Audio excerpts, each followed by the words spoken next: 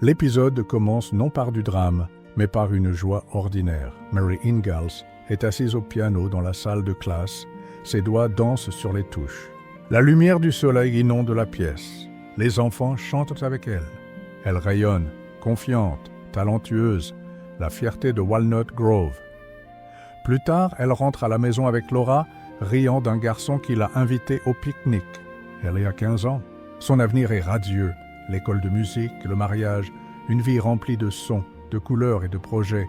Et puis, le premier éclair, un flou, un mal de tête, un instant de désorientation quand elle tend la main vers un livre. Et le manque. Elle balaye ça d'un geste. « Juste fatiguée », dit-elle. Mais nous, le public, nous le sentons. Le sol se dérobe sous ses pieds. C'est là le génie de « Je ferai signe en te voyant partir ». Partie 2. Il n'annonce pas la tragédie avec du tonnerre. Il la chuchote dans une note manquée, un plissement des yeux, un silence là où il devrait y avoir du rire. Car la cécité, dans la vraie vie, n'arrive presque jamais avec fracas. Elle rampe, elle vole. Et quand vous réalisez ce qui se passe, il est trop tard pour l'arrêter. Cet épisode, associé à la partie I, marque le tournant de toute la série. Jusqu'ici, la petite maison dans la prairie racontait des luttes extérieures, blizzard, récoltes perdues, animaux sauvages. Mais ici, l'ennemi est invisible, intérieur, injuste. Et pour la première fois, la famille Ingalls affronte une crise qu'aucun travail acharné ne peut résoudre. Partie 2, le diagnostic quand l'espoir se brise.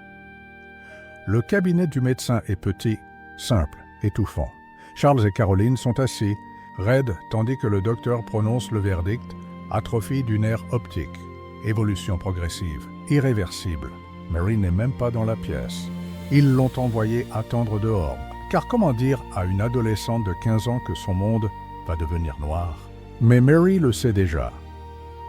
Dans l'un des moments les plus déchirants de l'histoire de la télévision, elle se tient devant la porte, l'oreille collée au bois, entendant son avenir s'effondrer en termes cliniques. Son visage ne se brise pas. Il se vide et puis elle s'éloigne, calmement, silencieusement, comme si de rien n'était. C'est là le chef-d'œuvre de Melissa Sue Anderson. Pas de larmes, pas de cris, juste une lente retraite vers un enfer intime, car l'horreur véritable n'est pas la cécité, c'est la perte d'identité. Mary n'était pas seulement une fille qui voyait, c'était la musicienne, la brillante élève, la fille responsable. Sa valeur était liée à ce qu'elle pouvait faire, et maintenant, on le lui arrache. De retour à la maison, elle fait semblant. Elle joue du piano, elle lit à voix haute, mais ses mains tremblent. Sa voix faiblit. Et quand Laura demande « Ça va ?», elle réplique sèchement « Oui, pourquoi tout le monde me pose cette question ? Ce n'est pas de la colère, c'est de la terreur. » Partie 3. Le deuil de la famille. L'amour face à l'impuissance. Observez maintenant comment la famille se fracture, puis se reconstruit. Charles devient un homme obsédé. Il chevauche jusqu'à Minneapolis, Chicago, chez tout médecin susceptibles d'offrir un remède. Ils dépensent leurs économies. Ils disputent les spécialistes. Ils refusent d'accepter. Pourquoi? Parce que Charles Ingalls mesure sa valeur de père à sa capacité à réparer les choses. Et celle-ci, elle est irréparable. Caroline, toujours l'encre, essaie de maintenir tout le monde debout. Mais même elle craque. Dans une scène silencieuse, elle plie les robes de Mary, ses jolies robes fleuries, ses blouses d'écolière, et pleure en silence dans le tissu. Elle pleure non seulement la vue de Mary, mais son enfance. Laura est perdue. Elle ne sait pas comment aider. Elle tente des blagues, des distractions, même de la colère. Mais Mary la repousse.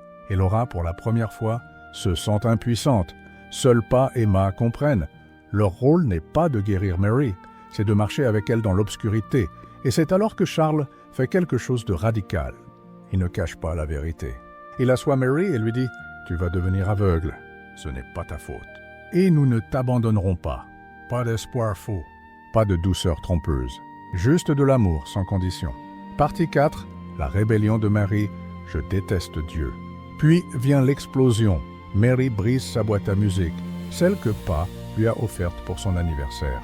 Elle jette ses livres. Elle crie « Je déteste Dieu !» Pourquoi il me fait ça? Ce moment était inouï à la télévision familiale des années 1970. Une enfant maudire Dieu. Dans une série produite par Michael Landon, un homme de foi profonde, mais Landon a insisté parce que le chagrin n'est pas poli. La foi n'est pas une ligne droite, et la vraie guérison ne commence que lorsqu'on a le droit de se révolter. Mary ne rejette pas Dieu. Elle rejette la cruauté d'un monde qui arrache la beauté au plus beau, et la série ne la punit pas pour cela. Pas d'éclair, pas de leçon morale, juste Caroline qui la serre dans ses bras pendant qu'elle sanglote, murmurant « C'est normal d'être en colère. Moi qu'aussi je le suis. C'est là que la petite maison est la plus révolutionnaire. Elle sanctifie la douleur humaine. » Partie. Twinning 5, le tournant, choisir de vivre. Le changement commence doucement. Mary cesse de résister à sa canne. Elle laisse Laura la guider vers le puits.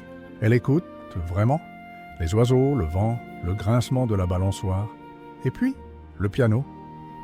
Elle s'assoit de nouveau aux touches, pas pour jouer en public, pas pour prouver qu'elle le peut, mais parce que la musique vit dans ses mains, pas dans ses yeux. Dans une scène muette, elle joue « Beautiful Dreamer », la même chanson qu'à l'école. Mais maintenant, c'est plus lent, plus profond, rempli de tristesse et de force. C'est sa renaissance, non pas en tant que la fille qu'elle était, mais en tant que la femme qu'elle deviendra, enseignante, épouse, survivante. L'épisode se termine non par une guérison, mais par une promesse. Mary est à la fenêtre tandis que la famille se prépare à partir pour l'école des aveugles, dans l'Iowa. Laura dit « Je ferai signe en te voyant partir ». Mary sourit, un vrai sourire, et répond « Moi aussi je ferai signe ». Elle ne peut pas voir le signe, mais elle sait qu'il est là, et c'est là la leçon. L'amour n'a pas besoin de Dieu pour être réel. Partie 6, héritage. Comment cet épisode a réinventé le handicap à la télévision. Je ferai signe en te voyant partir. N'a pas seulement changé la petite maison, il a changé la télévision elle-même. Avant cela, le handicap à la télé était soit invisible, soit du porno inspirant, des personnages définis uniquement par leurs conditions, existant pour enseigner une leçon aux valides. Mais Mary, elle était entière, en colère, effrayée, talentueuse, imparfaite. Sa cécité n'était pas son identité, c'était quelque chose qu'elle vivait avec, pas quelque chose qu'elle était. L'épisode a lancé des conversations nationales. Les écoles pour aveugles ont signalé une augmentation des demandes d'inscription. Des parents d'enfants malvoyants ont écrit à NBC en disant « Pour la première fois, mon enfant s'est senti vu ». Michael Landon a dit plus tard « Nous ne voulions pas faire de Mary une sainte.